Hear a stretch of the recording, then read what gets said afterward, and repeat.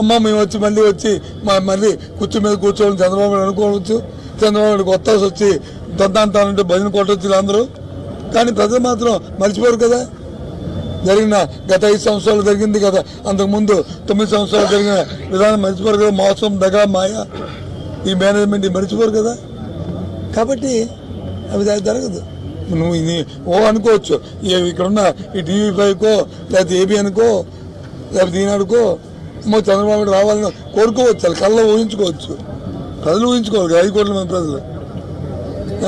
అలా ఉంటే అయిపోతాయి చెప్పండి, అవ్వదు కదా.